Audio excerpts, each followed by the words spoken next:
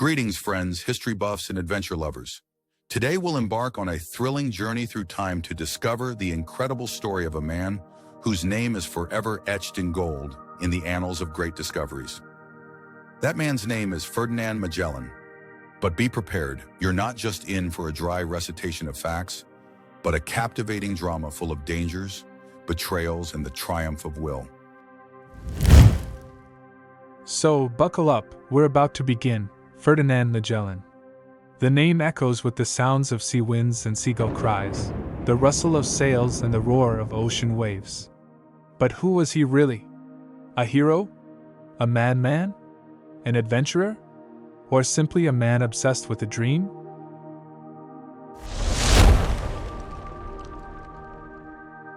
Ferdinand was born, presumably, in 1480 in the small Portuguese town of Sabrosa. His childhood is shrouded in a mist of legends. We only know that he belonged to an impoverished noble family, and that from a young age he was drawn to stories of distant lands and maritime adventures. Little Ferdinand listened with fascination to the tales of experienced sailors about the treasures of India, the spices that were worth their weight in gold, and the unknown lands lying beyond the horizon. At the age of 10, fate brought him to the royal palace in Lisbon. Here he became a page to Queen Leonora.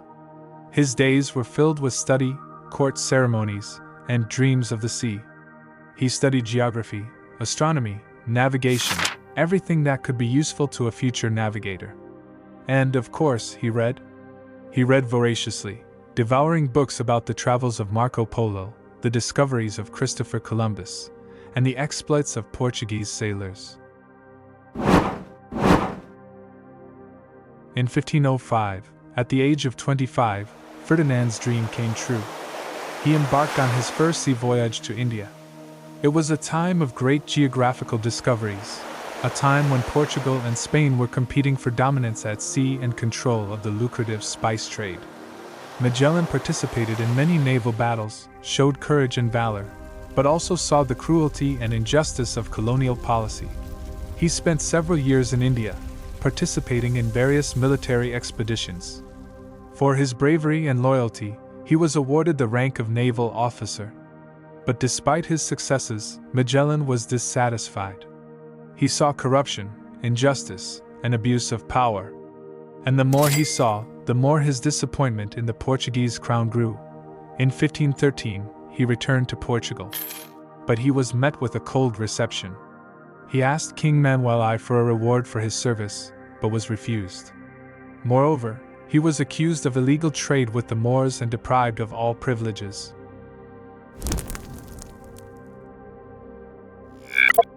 This was a blow to the gut. Betrayed and insulted, Magellan decided to leave his native Portugal and offer his services to another monarch. And he chose Spain. In 1517, Ferdinand Magellan arrived in Seville. Here he met Juan de Aranda, an influential official who believed in his idea to find a western route to the Moluccas Islands, the famous Spice Islands. The fact is that, according to the Treaty of Tordesillas of 1494, Portugal controlled the sea route to India around Africa, and Spain controlled the western route through the Atlantic Ocean. However, no one knew if there was a passage from the Atlantic Ocean to the Pacific. Magellan was convinced that such a passage existed and that he could find it. He proposed to the Spanish King Charles I a plan for an expedition that was to prove that the Moluccas Islands lay within the Spanish zone of influence. Charles I, a young and ambitious monarch, saw this as an opportunity to enrich his country and strengthen its position in the world. He agreed to finance the expedition and appointed Magellan as its captain. 5 ships, 270 men, a sea of dreams and an ocean of the unknown. On September 20, 1519, Magellan's fleet left the Spanish port of Sanlúcar de Barrameda and set sail west. It was the beginning of one of the most incredible journeys in human history. The expedition faced many difficulties. Shortages of food, storms, diseases, scurvy, all this tested the crew's strength. But the most terrible test was the mutiny.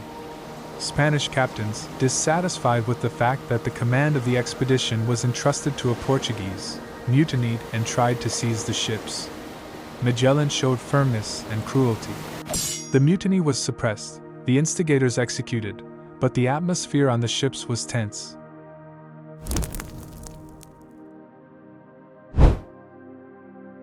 After many months of sailing, the fleet reached the shores of South America. Magellan began searching for the strait that was to connect the Atlantic and Pacific Oceans. He explored every bay, every cove, but the strait was nowhere to be found. Many crew members began to lose hope and demanded to return to Spain, but Magellan was adamant. He believed in his dream and was not going to give up. And then, after many months of searching, on October 21, 1520, he found it. A strait, winding and dangerous, but still a strait connecting two oceans. Today, this strait bears the name of Magellan. The passage through the strait took more than a month. The ships maneuvered between rocks and reefs, battling strong currents and storms. When they finally emerged into the Pacific Ocean, their joy knew no bounds.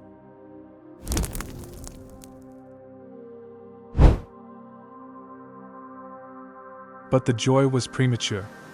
The Pacific Ocean was not so peaceful. In fact, it was vast and boundless. Magellan's ships sailed westward, without encountering any land or islands. Food supplies were dwindling, people were suffering from hunger and thirst. Scurvy mowed down the sailors. For 3 long months they sailed across the boundless ocean, until, finally, they saw land. These were the Mariana Islands. Here they replenished their food and water supplies and continued their journey westward.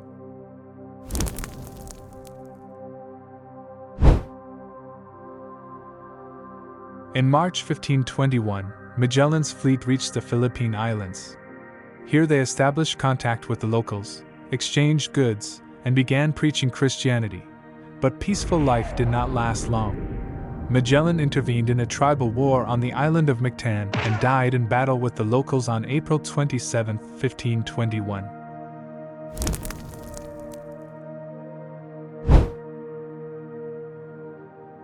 Magellan's death was a heavy blow to the expedition. Without their leader, the sailors were disoriented and demoralized. 2 ships were lost in clashes with the locals. Only one ship, the Victoria, under the command of Juan Sebastián Elcano, was able to continue its journey westward. After long and difficult months of sailing, on September 6, 1522, the Victoria returned to Spain. There were only 18 people on board from the original crew. They had accomplished what seemed impossible: circumnavigated the globe.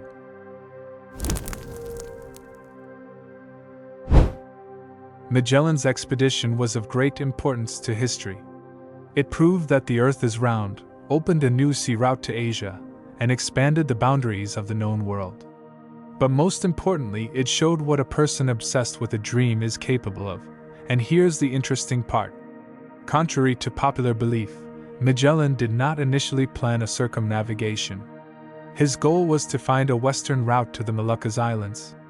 And only after his death, Juan Sebastián Elcano, taking command, decided to continue the journey westward and complete the circumnavigation. So, one might say that Magellan's circumnavigation was an accident. Yes, friends, history is full of surprises, and the story of Ferdinand Magellan is a vivid confirmation of this. He was a man who believed in his dream and was not afraid to go against the current. He was a hero of his time, and his name will forever remain in the memory of mankind. Well, did you enjoy our trip to the past? If so, give this video a like, subscribe to the channel so you don't miss new exciting stories, and write in the comments who else you would like to learn about. Until next time, friends, and remember, dreams come true. The main thing is to believe in them and not give up.